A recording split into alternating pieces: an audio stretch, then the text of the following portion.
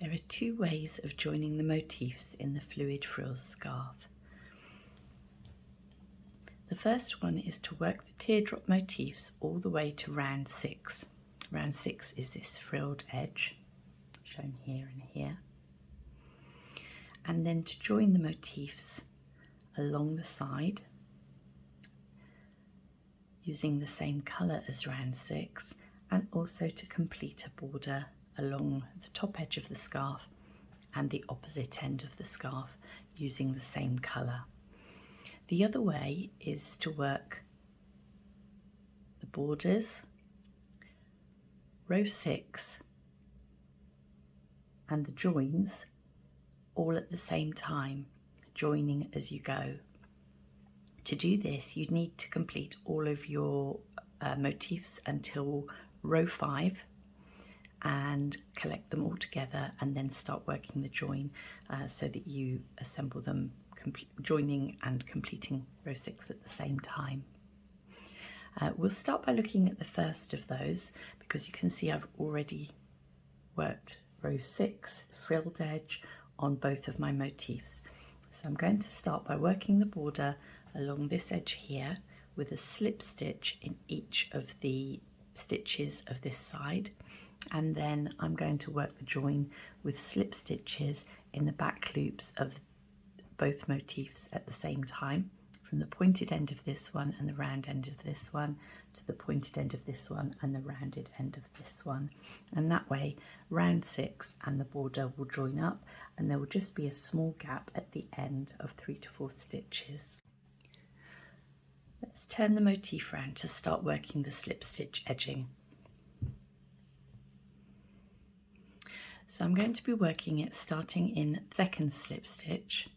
So this is the first and this is the second, and then I'm going to be slip stitching in every stitch in the back loop until I reach the double treble UK terms, or treble in US terms, before the second chain space. Let's start with a slip knot on the hook.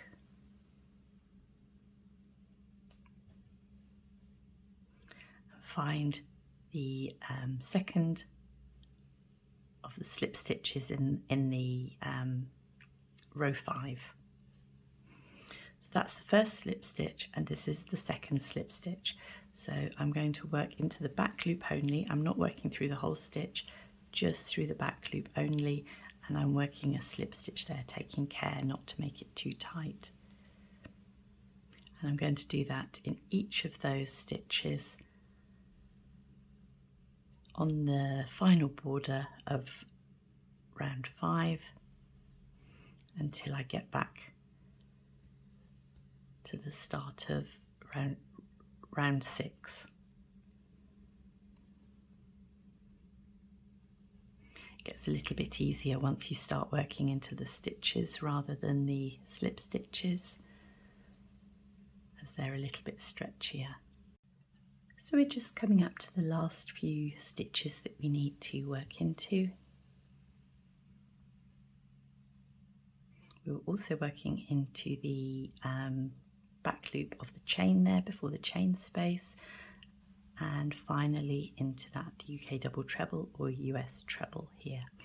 Then we can finish off the yarn, pull it through, and we've just got 2 long ends to weave in here at the back, and that will join up there. So this is our first border, the end border of the scarf, and now we need to work the same stitch, a slip stitch, between the next 2 motifs.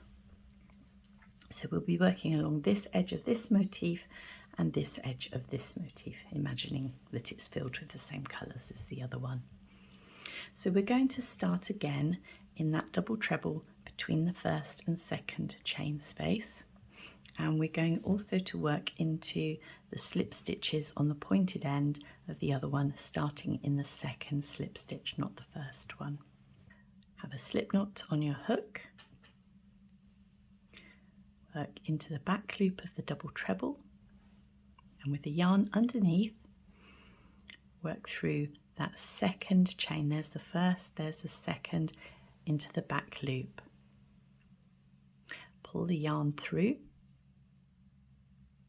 both of those loops, and now work into the back loop of the chain space and the second slip stitch. Yarn underneath, pull through all 3 loops on the hook. Now we're working into the stitches. It will be a little bit easier than working into the chain. Always with the yarn to the back, work into the back loop of the next stitch at the front and the back loop of the next slip stitch at the back, and pull the yarn through all 3 loops on the hook. Stitch at the front, slip stitch at the back, both through the back loop, pull the yarn through.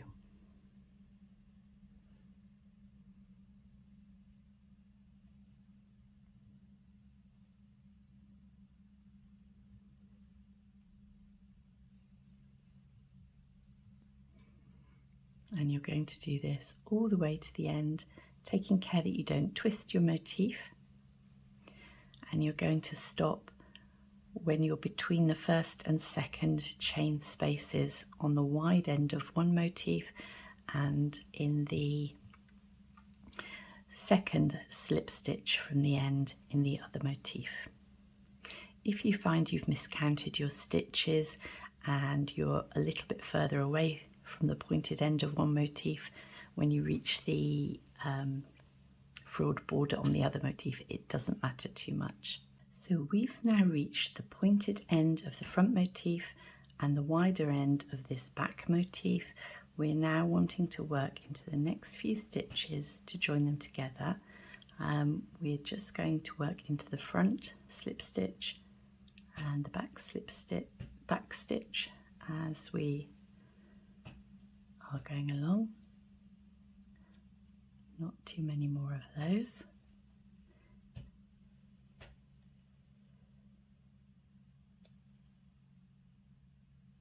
Into the first chain space when we reach it, and finally into the double treble just before the chain space that we've joined the frilled border in. That's our final stitch there. So again, we're ready now. It's a little bit stiffer just working into that chain space on one side and the slip stitch on the other side. So you can see now that we have joined 2 of the motifs. Again, please imagine that they are all filled in here. Let's turn that sideways on.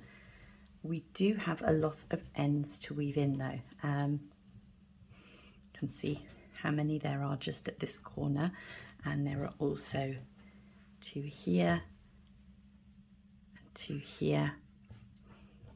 So that's quite a lot of weaving in, and plus 1 over here as well. So if you wanted to avoid all of the weaving in, just work the motifs up to row 5. So here we have our motif that we've worked up to round 5. You can imagine rows 1 to 4 are inside there as well. We've worked the border, we've worked round 6 on this edge, we've worked a join along here, and now we're going to work the join along here. So this would be perfect if I were a left-handed crocheter. It would be the right way round for me. However, as a right-handed crocheter, it's difficult for me to work that way. So what I'm going to do very simply is to flip it over and work round 6, starting in the second chain space with a slip stitch in there from the wrong side. So that's 3 chains, a V-stitch consisting of 2 UK trebles separated by a chain in the next stitch,